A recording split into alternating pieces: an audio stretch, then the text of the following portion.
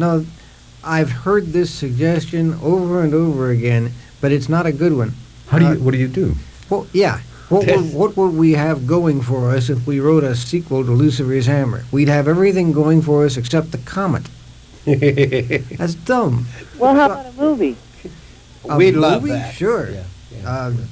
We would love a movie. We loved it even when it was, well, have you seen A Fire in the Sky? Oh, yeah. Okay. That was stolen from us, but what the hell? By our agent of the time. Yes. Yeah, that's From an unpublished story by Paul Gallico.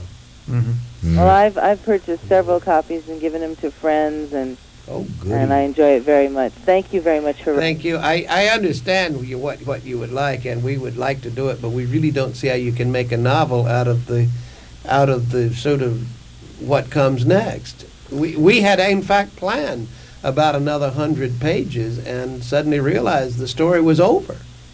Mm-hmm. We didn't need the extra 100 pages of what happened next. Mm. When they're safe, Yeah. then they may finish on their own. We like to leave a playground open when we leave it. Yeah. You may imagine whatever you like as the continuation of the story of Lucifer's Hammer. We won't interfere. Okay, thanks for calling. Thank you. Good evening. You're with us on Hour 25.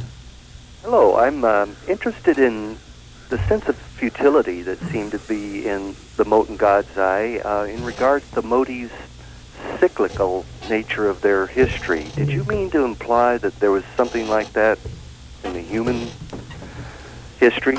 No. I think. No, only for Modis. Well, thank you then. I think we see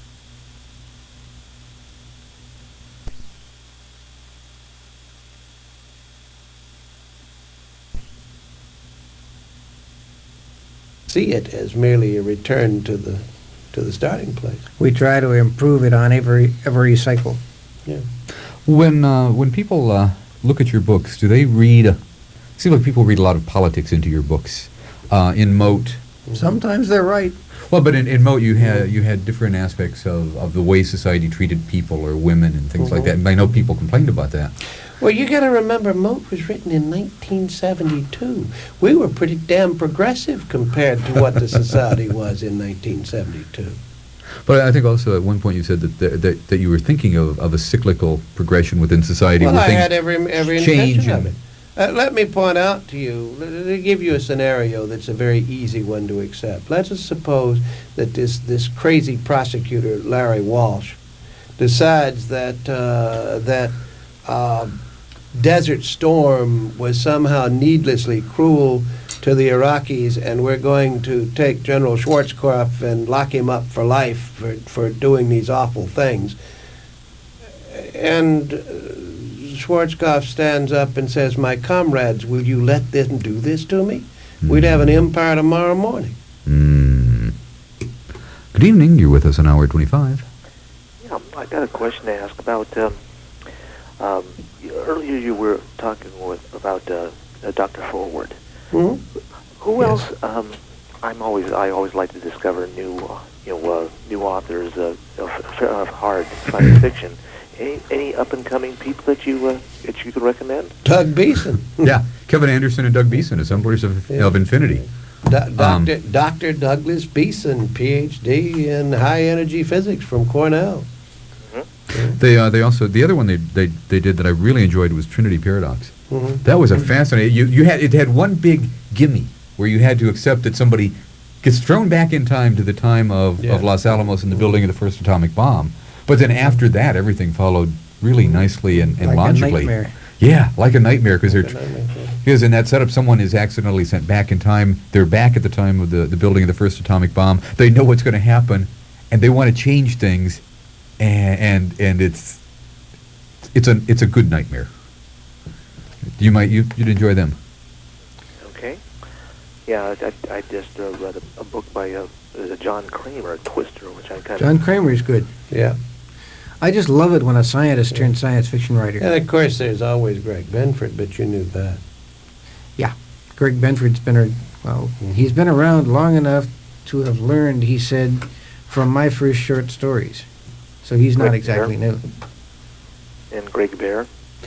Yeah, Bear's not exactly a scientist. Bear is a writer, but Mhm. yeah. Benford you can count on. He writes horror stories for bright people. Mm.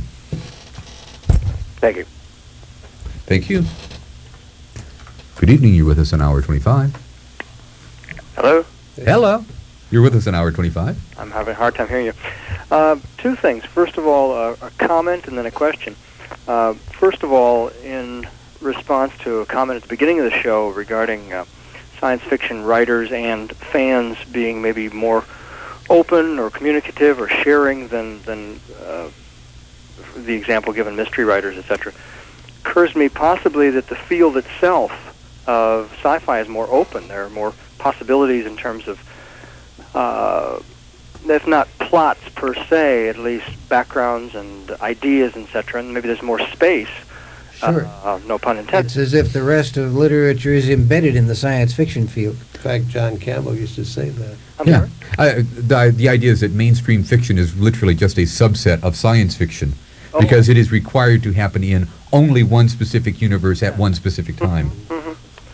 Or as somebody, maybe Dean Kuntz or somebody pointed out, so much of it is past, not necessarily historical, but it's either this immediate time or past, and the other is rooted, or it's based on what if. Anyway, the question I really wanted to get to came out of an anecdote I'd heard a few years ago from a very successful sci-fi writer, a story he told about being at a party of various writers and going around and finding out who had actually ever taken a course in writing, or at least creative writing, and they couldn't come up with anybody except one agent who sort of shyly said, "Well, it's not quite true that nobody here did take a course. I actually took one." But none of the guys who were actually creating and using it and working with it had gone through the... Niven? Yeah, I'm the one. Niven took... I took 2/3 of a course, correspondence course, the famous writers' school. Yes. The one off the back of the matchbook? Yes. Yeah. Yes, exactly. Exactly. But he dropped out on characterization, doesn't it show? But Randall Garrett used to have the 3 laws about writers, and I've forgotten the second one. The first one was that no successful writer ever learned anything from a course in creative writing.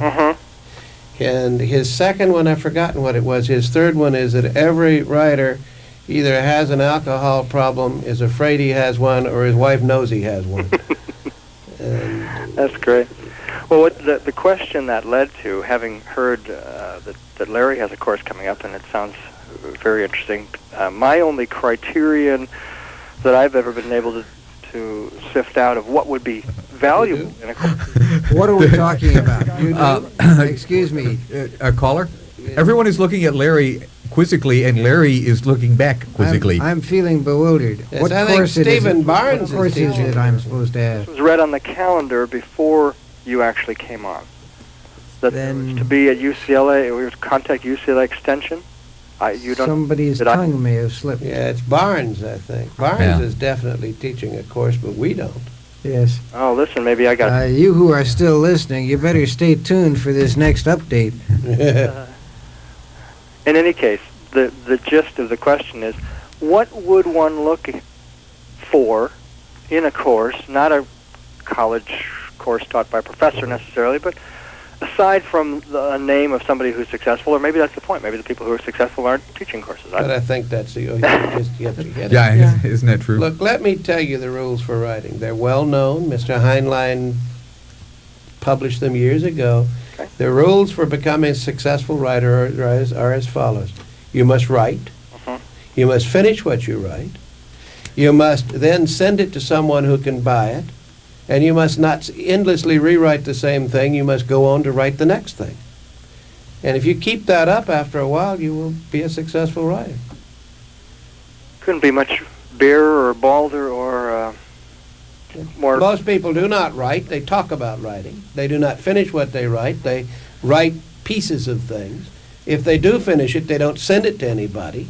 And they endlessly rewrite the same thing and trot it out and read it to their friends. And then they think then they wonder why they never become successful writers. Well, they know it's because the editors are all fiends and don't understand and all that. Yes, but the editors will be fired if they don't come up with new stories to Of course. publish. Of course. Well, it's interesting. Okay, caller, we're about out of time. Thank you And I very think, though Suzanne has, I think, the answer to your question. I have a clarification about your question, in that the calendar mentioned that Stephen Barnes has collaborated with Larry Niven, but that it does not say that Larry Niven is going to be I teaching the missed it. class. I So heard it. Stephen Barnes is teaching the class. Very good. Thank you. You're welcome. Okay, and I want to thank Larry and Jerry for coming in tonight, talking about Gripping Hand and the various other things that they've done. I want to mention that in a couple weeks we'll have Charles Champlin talking about his book about George Lucas. But thank Larry and Jerry for talking about their book and also for writing it. It's a wonderful book. And I want to thank Bert and Terry for the work they do in putting the show together, and Bill Glass for the work he does in doing his Slow Glass segments. I want to thank the Group Mind for being out there to support us, and I want to thank Suzanne for the work she does on the show, and because when it all comes down to it, she's why it's worth living. And as always, good night, Mike.